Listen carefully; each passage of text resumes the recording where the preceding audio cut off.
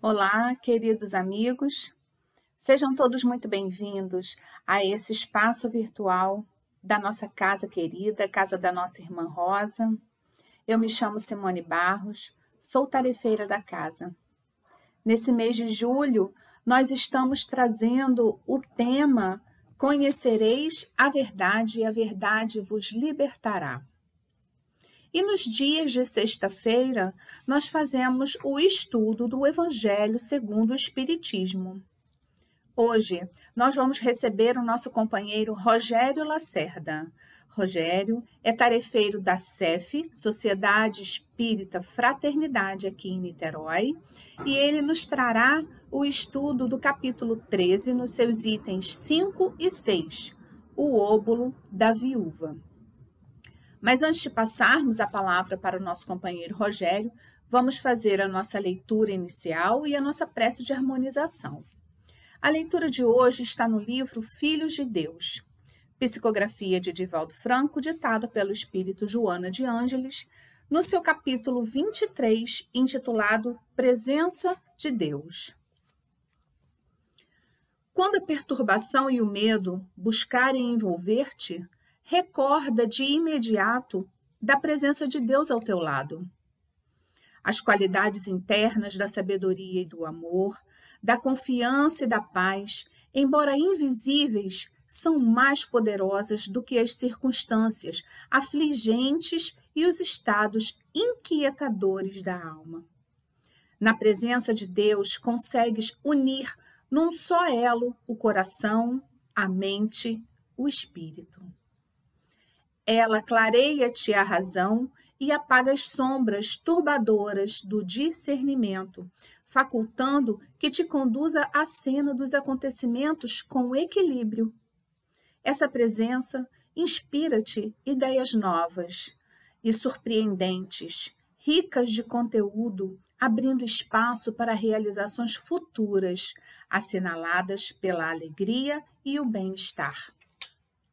Propicia segurança e protege, pois que, irradiando-se, recompõe a ordem, dinamizando valores que pareciam dormir esquecidos. Por tua vez, reparte júbilos, despertando outros que se entregaram ao pessimismo, a fim de que se renovem e reatem os liames com as ações que não devem ficar abandonadas. Há possibilidades que antes nunca havias notado e estão à sua disposição. Tateando em sombras, não as vias nem as alcançavas. Com a presença de Deus, elas se te manifestam acessíveis e os seus amorosos braços te envolvem através de ondas de reconforto que protegem e dão segurança em todas as tuas realizações. A presença de Deus é todo o bem que experimentas, que te nutre e que te distribuis a mão, o coração, a alma cheios. Vamos orar, meus amigos. Rogamos aos nossos amigos espirituais, trabalhadores incansáveis dessa casa querida, a casa da nossa irmã Rosa, que possa neste momento acolher as nossas necessidades aqui de consolação e de esperança que trazemos e que possa inspirar o nosso amigo Rogério a trazer as palavras benditas, os exemplos, os ensinamentos do nosso Mestre Jesus a reconfortar a nossa alma, tão sofrida, tão necessitada de palavras de consolo, de esperança e de amor. Que possamos, nesse momento, receber a paz, a tranquilidade e as bênçãos que os nossos amigos espirituais derramam em cada lar, propiciando um ambiente necessário e acolhedor aos ensinamentos que serão trazidos. Fica conosco, querido mestre e amigo de todas as horas, e principalmente agora. Nos ampare e nos proteja. Que assim seja, graças a Deus. Passamos então a palavra ao nosso companheiro Rogério Lacerda. Olá, queridos amigos, queridas amigas. O nosso tema hoje é o óbolo da viúva. Capítulo 13 do livro O Evangelho segundo o Espiritismo, itens 5 e 6. Essa parábola pode ser encontrada no Evangelho de Marcos, capítulo 12, versículos 41 a 44.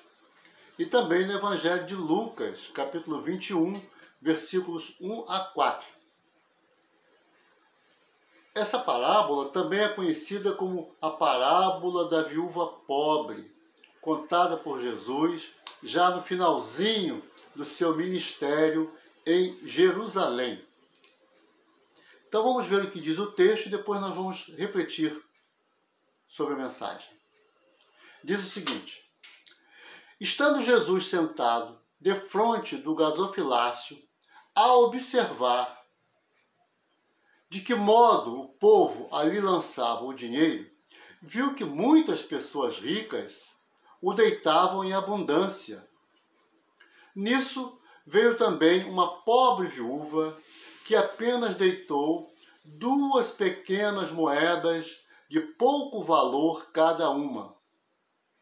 Chamando então seus discípulos, disse-lhes: em verdade vos digo que esta pobre viúva deu muito mais do que todos os que antes puseram suas dádivas no gasofilácio, pois que todos os outros deram do que lhes abunda, ao passo que ela deu do que lhe faz falta. Deu mesmo tudo o que tinha para o seu sustento. Então vamos resumir a história para a gente poder depois reflexionar. Jesus estava sentado defronte do gasofilácio. Alguns estudiosos dizem que ele estava sentado lá no pátio das mulheres. E de lá ele via o gasofilácio. E percebeu que os ricos estavam chegando e colocando grandes quantias em dinheiro, efetuando grandes donativos. Mas, em dado momento, veio uma pobre viúva e depositou ali apenas 2 pequenas moedas de pouco valor, o seu óbolo. No tempo de Jesus, óbolo era uma moeda grega de pouco valor. Também tinha o significado de pequeno donativo feito aos pobres. E, resumidamente, esmola. Nós sabemos que a doação, o ato de doar um bem a outra pessoa, é óbvio, é muito bom. Geralmente isso se faz para as pessoas necessitadas, ou seja, alguém que tem alguma coisa excedente, doa para alguém. Isso é uma doação. Mas no caso aqui da parábola, a viúva pobre abdicou de todo o dinheiro que ela possuía para ajudar aqueles que tinham ainda menos do que ela. Então, por outro lado, Jesus está mostrando que a doação do supérfluo efetuado pelos ricos não representava sacrifício pessoal para eles. É isso que ele está dizendo. Olha, a viúva pobre chegou aqui, deu tudo que ela tinha. Deu mesmo aquilo que ela possivelmente necessitaria para o seu sustento. Os ricos estão dando aquilo que sobra, o que abunda. Aí eu pergunto a vocês, então, nesse caso, a oferta dos ricos não vale? Claro que vale. É por isso que eu chamo a atenção para uma coisa importante. A parábola do óvulo da viúva pobre precisa ser analisada com cuidado, a fim de não se desvalorizar atitudes generosas levadas a efeito por pessoas detentoras de muitos bens. Por quê? Porque as dádivas dos ricos citados aqui na parábola também têm o seu valor. Jesus, em momento algum, disse que não tinha valor. Apenas ele está fazendo uma comparação. O que, na verdade, Jesus queria é que os seus discípulos entendessem que o bem vale o que pesa. Por isso ele está dizendo, olha, essa oferta dela tem um peso maior do que a oferta dos ricos. É isso que ele está mostrando. Porque enquanto os ricos davam parte daquilo que lhes sobrava, o óbolo da viúva representava tudo aquilo que ela possuía. E nisso é que está o valor da sua oferta. Então Jesus está, na verdade, se referindo a um valor relativo de cada uma das ofertas. Ele não disse que a oferta dos ricos não tinha valor, mas disse o seguinte, o da viúva pesou mais para ela, vamos assim dizer. Porque ao estabelecer, então, esse juízo de valor, Jesus está também mostrando para todos nós que a realização do sumo bem não depende de vastas posses materiais. A viúva estava fazendo bem, embora não tivesse vastas posses materiais. Porque a prática da caridade é possível em qualquer situação econômica. Basta cada um fazer aquilo que estiver ao seu alcance. Então ninguém vai poder pretextuar que não ajuda, que não colabora, porque não tem riqueza. Não, todos nós podemos. E nós temos sim riquezas que nós podemos usar. E nós vamos tentar mostrar isso. Que riquezas são essas que nós podemos usar? São os nossos dons. São importantes. Então vejamos o seguinte. Se temos inteligência, podemos então ensinar coisas a outras pessoas para que elas desenvolvam a sua capacidade de conhecer, compreender, aprender. E assim nós vamos fazer com que elas se tornem inteligentes também. Quantas vezes um companheiro tem uma dificuldade numa interpretação de texto, numa leitura, e você pode chegar lá e ajudá-lo a interpretar, a ler, e ele vai se tornando cada vez mais capacitado a fazer isso. Se temos, por exemplo, aptidão para as artes, se você sabe dançar, cantar, tocar um instrumento, levemos então a arte para aqueles que necessitam de um dia mais feliz. Essa é a nobre missão de quem leva a arte, por exemplo, e alegria aos pacientes nos hospitais. Tem grupos que fazem isso constantemente, e eu sei que vocês conhecem esses grupos. Mas se também temos algum tempo livre, usemos o nosso tempo para ouvir aqueles que precisam desabafar e dar uma palavra amiga para aqueles que necessitam de apoio. Nesses tempos em que as pessoas estão recolhidas às suas casas, muitos idosos, muitos deles sozinhos, estão precisando de alguém com quem conversar um pouco, trocar ideia, arejar a mente. E se você tem um tempinho, use esse tempinho para ajudar essas pessoas. É muito importante esse momentozinho que você troque ideia com essas pessoas. Bom, se nós nos propomos a prática da verdadeira caridade, tem aqui alguma coisa que agora nós temos que chamar a atenção, que é exatamente o desapego dos bens materiais, que é outra coisa que eu quero deixar aqui, tratar bem isso, porque se nós estamos falando de caridade, o desapego dos bens materiais é algo importantíssimo. Porque, na verdade, o desapego dos bens terrenos consiste em apreciá-los no seu justo valor, em saber servir-se deles em benefício dos outros e não apenas em nosso próprio benefício. Quantas pessoas se preocupam muito com o ter e esquecem de ser. Não adianta acumular riqueza, acumular riqueza, acumular riqueza. Isso não é o que Jesus recomenda. Nós temos que aprender a bem utilizar essa riqueza. Porque em diversas oportunidades, Jesus ensina que não devemos viver apenas em função dos bens materiais. Não podemos nos escravizar aos bens materiais. Em várias oportunidades Jesus falou disso. E vamos citar aqui 2 exemplos só, para não nos alongarmos, o tempo é curto.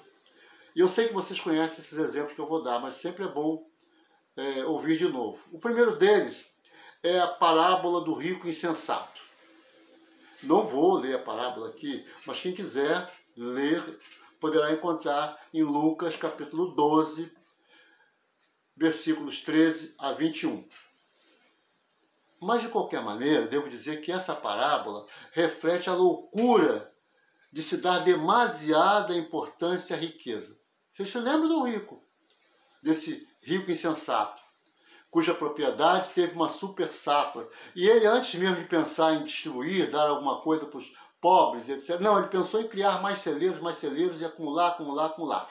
Bom, eu já disse que não vou contar a história toda. Mas, de qualquer maneira, o rico fazendeiro dessa parábola é retratado de forma negativa, como um exemplo de ganância.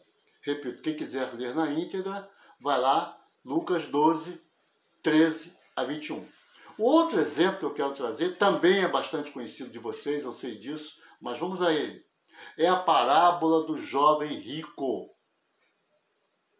Jesus e o jovem rico é uma passagem da vida de Jesus que trata da vida eterna. O que aconteceu? Um jovem rico, se aproxima de Jesus porque ele quer saber quais os atos o levariam à vida eterna. O que era preciso fazer para se chegar à vida eterna? A sua intenção era boa, sem dúvida era uma boa intenção. E ele começa então a conversar com Jesus. Mas, depois de conversar um tempo com Jesus, ele foi embora, porque ele não conseguiu desvencilhar-se de suas posses materiais. Depois de ele ter ouvido de Jesus, vai, vende tudo que tem e dá aos pobres, ele falou, bom, certamente ele pensou, eu não estou preparado ainda para isso. Ora, os discípulos estavam ali, ouvindo aquela conversa de Jesus com o jovem rico. Então Jesus fala aos seus discípulos. Vocês vão encontrar isso lá em Mateus 19, 22 a 24. Em verdade vos digo que um rico dificilmente entrará no reino dos céus. E ele complementa. E ainda vos digo que é mais fácil um camelo passar pelo fundo de uma agulha do que um rico entrar no reino dos céus.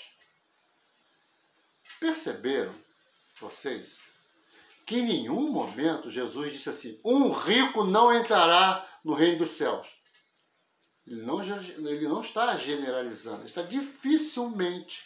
Um rico entrará no reino dos céus.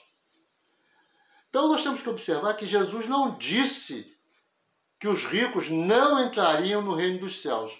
O que ele queria era levar os seus discípulos a entenderem a completa impossibilidade de alguém semelhante ao jovem rico, ou seja, com aquele comportamento do jovem rico, entrar no reino dos céus. Ou seja, ser salvo. Que é o que o rico queria, é o que o jovem queria, enquanto ainda apegado às suas riquezas. Então Jesus mostrou aos discípulos, olha, uma pessoa ainda apegada assim às suas riquezas não tem condições de entrar no reino dos céus. E aí nós conhecemos aquela máxima. Não se pode servir a Deus e a Mamon, não é mesmo? Não se pode servir a Deus e a Mamon. Então lá em Lucas 13:16, nós vamos ver o que está escrito lá no texto bíblico. Ninguém pode servir a 2 senhores, porque ou odiará a um e amará o outro, ou se prenderá a um e desprezará o outro. Não podeis servir simultaneamente a Deus e a Mamon. Isso está lá no Evangelho segundo o Espiritismo, capítulo 16, item 1, salvação dos ricos. Ora, salvação dos ricos. Como lidar com a riqueza, não é mesmo? É difícil. A prova da riqueza é uma prova bem difícil, pode ter certeza disso. E nós temos que ter em mente que a riqueza material é apenas temporária. O que hoje é rico pode ter sido pobre na encarnação passada. Assim como pode, na próxima encarnação, ter que passar por uma experiência na pobreza. Então a riqueza é temporária. Agora, é importante observar que a riqueza não é um mal em si mesma. Ela é boa ou má, segundo o emprego que se dê a ela. O importante é que ela não inspire nem orgulho, nem a dureza do coração. É preciso ser o senhor da sua fortuna e não o seu escravo. Mostrar-se superior a ela, desinteressado e generoso. Se nós agirmos assim, fazendo bom uso da riqueza, tudo bem. E aí nós vamos lembrar de um outro ponto bastante interessante, que está na Boa Nova. Quando eu citar aqui, eu tenho certeza que alguns vão dizer: ah, eu me lembro disso. Porque eu sei que vão lembrar. Está lá em Lucas 19, versículo 8. Eu vou falar apenas do versículo 8. E depois eu digo qual é o capítulo completo para quem quiser ler, recordar a história na íntegra. Vamos ver aqui nesse versículo 8 o que aconteceu. Mas Zaqueu levantou-se diante do Senhor e disse: Senhor, de agora em diante eu darei a metade da minha riqueza aos pobres. E se eu cobrei demais os impostos de alguém, devolverei 4 vezes mais. Então Zaqueu, que era bem rico, mas era rico mesmo, ele entendeu a mensagem de Jesus. Ele compreendeu a necessidade de dividir.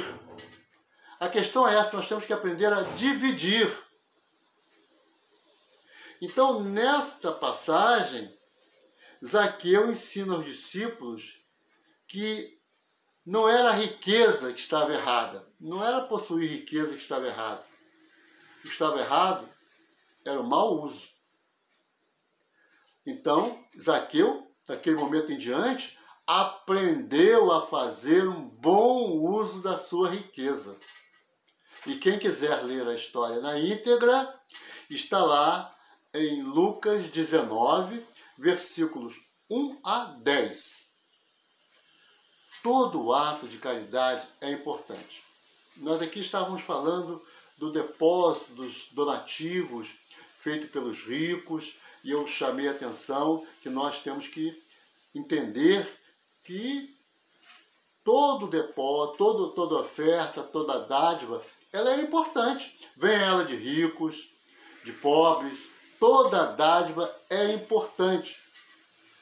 Porque ainda que as pessoas não sintam o amor de doar o que têm em favor dos que sofrem, como fez aqui no caso a viúva pobre do Evangelho, o que elas fizerem, mesmo sendo daquilo que sobra à sua mesa, já é um começo. Eu vou dizer para vocês que, falando aqui de um exemplo lá da nossa casa espírita, lá da Sé, muitas pessoas que doam, fazem donativos para a casa, doam de tudo.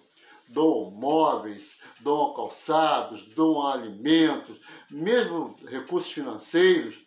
Muitos passam fazendo isso durante muitos anos, sem conhecer o que é feito na casa, sem conhecer o destino que é dado àquelas ofertas. Até que num dado momento, resolvem ir à casa para saber, por curiosidade, o que a casa faz com tudo aquilo. E ela começa então a observar tudo aquilo que é feito.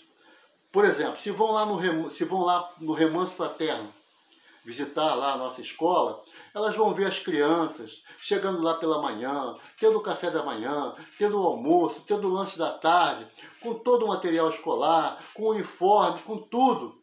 Elas começam a mostrar interesse por aquela atividade. Então elas têm o desejo de voltar mais uma vez, e passado algum tempo, elas se apresentam lá para o trabalho, para arregaçar a manga e trabalhar também. Ou seja, elas passam do simples, observar para o atuar junto daquela atividade. É isso que elas passam do envolvimento para o comprometimento. E isso já é de grande valia. Porque todo ato de desprendimento é louvável. Porque com o tempo, essas pessoas passarão a fazer a caridade por amor ao próximo. Não importa se a doação, a princípio, foi dada do que sobra. Para ficar bem com a sociedade, ficar bem com um amigo ou com outro, não importa. Eu vou dar, está sobrando, eu vou dar. Porque com o tempo elas vão aprender a fazer a caridade por amor. E é importante também observar que mesmo aquilo que tenha sido dado do que sobra, lá na ponta, certamente quem receber isso vai receber de coração. E é isso que é importante. Isso é que é importante. Vamos doar. Depois quem vai receber, você pode ter certeza, vai receber com o coração. Vamos avançar. O amor e a caridade são o complemento da lei de justiça, pois amar o próximo é fazer todo o bem que nos seja possível e que gostaríamos fosse feito a nós mesmos. Tal é o sentido destas palavras de Jesus, João 13, 34 e 35. 13, 34 e 35. Amai-vos uns aos outros, como eu vos amei. Somente assim podereis ser reconhecidos como meus discípulos. Então, hoje, nós estamos aqui conversando sobre doações. Como nós podemos usar os nossos recursos, não só recursos materiais, mas os nossos dons, para ajudar aqueles necessitados que estão necessitando de amparo, de ajuda. Esta é a proposta de Jesus. É isso que nós devemos ter em mente. Não pretextuar que nós não temos recursos para fazer determinada coisa. Quantas vezes nós começamos com recursos muito parcos. E à medida que nós vamos nos interessando, vamos nos desenvolvendo, os recursos vão surgindo e a obra vai acontecendo. Eu tenho certeza que se nós nos propusermos a ajudar, nós vamos encontrando os meios de fazê-lo. Nós já estamos caminhando para o final e eu quero, até agora nós só discutimos o parágrafo 5, ou o item 5 do capítulo 13. Tudo isso que nós conversamos, basicamente está lá no capítulo 5, que é o texto bíblico, propriamente dito. Mas eu também não poderia deixar de citar alguns pontos do item 6. Então eu vou pedir permissão a vocês para ler alguns trechos que eu pensei, mas recomendo a leitura integral. Eu vou ler então esses trechos que eu destaquei. Diz assim, lá no item 6. Muita gente deplora não poder fazer todo o bem que desejara, por falta de recursos suficientes. E se desejam possuir riquezas, dizem, para lhes dar boa aplicação. Então as pessoas querem ter a riqueza, porque uma vez ricos poderão agora fazer a caridade. E diz o texto, é sem dúvida louvável a intenção, e pode até, em alguns, ser sincera. Mas dar-se-á, contudo, seja completamente desinteressadas em todos? Não haverá quem, desejando fazer bem aos outros, muito estimaria poder começar por fazê-lo a si mesmo, por proporcionar a si mesmo alguns gozos a mais, por usufruir de um pouco do supérfluo que lhes falta, a ponto de dar aos pobres o restante? Quer dizer, o sujeito quer ficar rico, ele diz que se ficar rico ele vai ajudar os pobres. Mas aqui vem o questionamento, será que é sincera essa intenção? Será que uma vez rico, ele não acabaria por dar aos pobres só um pouco do que lhes sobra e ficar então usufruindo do restante? Avançando, o ponto sublimado da caridade, neste caso, estaria em procurar ele, quer dizer, essa pessoa que quer ficar rica, no seu trabalho, no seu emprego, no emprego de suas forças, da sua inteligência, dos seus talentos, os recursos de que carece para realizar os seus generosos propósitos. Não tem dinheiro? Usa seus recursos, seus talentos, como nós vimos lá atrás. Sempre haverá um meio de fazer a caridade. Aqueles cuja intenção está isenta de qualquer ideia pessoal devem consolar-se com a impossibilidade que se vê de fazer todo o bem que desejariam, lembrando-se que o óbolo da viúva pobre, do que dá, privando-se do necessário, pesa mais na balança de Deus do que o do rico, que dá sem se privar de coisa alguma. Aquele que sinceramente deseja ser útil aos seus irmãos, 1000 ocasiões encontrará de realizar o seu desejo. Procure-as, e elas se lhe depararão. Se não for de um modo, será de outro. Porque ninguém há que no pleno gozo de suas faculdades não possa prestar um serviço qualquer, prodigalizar um consolo, minorar um sofrimento físico ou moral, fazer um esforço útil. E para concluir, não dispõem todos a falta de dinheiro do seu trabalho, do seu tempo, do seu repouso? E para tudo isso, dar uma parte ao próximo? Também aí está a dádiva do pobre, o óbolo da viúva. Agradeço a atenção de todos e agora vamos nos preparar para as nossas orações e a frutificação das águas. Eu lembro que é muito importante neste momento o silêncio e a atenção. Vamos orar. Mestre Jesus, elevamos o nosso pensamento a vós para pedir que os espíritos benfeitores que atuam no acompanhamento e no tratamento da saúde façam a frutificação das águas desses recipientes que aqui colocamos, transformando-as em portadoras de energias medicamentosas, tanto do ponto de vista psíquico quanto do ponto de vista físico. Alivia, Senhor, as nossas dores e sofrimentos nesses dias difíceis que atravessamos na luta contra o Covid-19. Estenda, Senhor, a sua mão protetora sobre a humanidade terrena.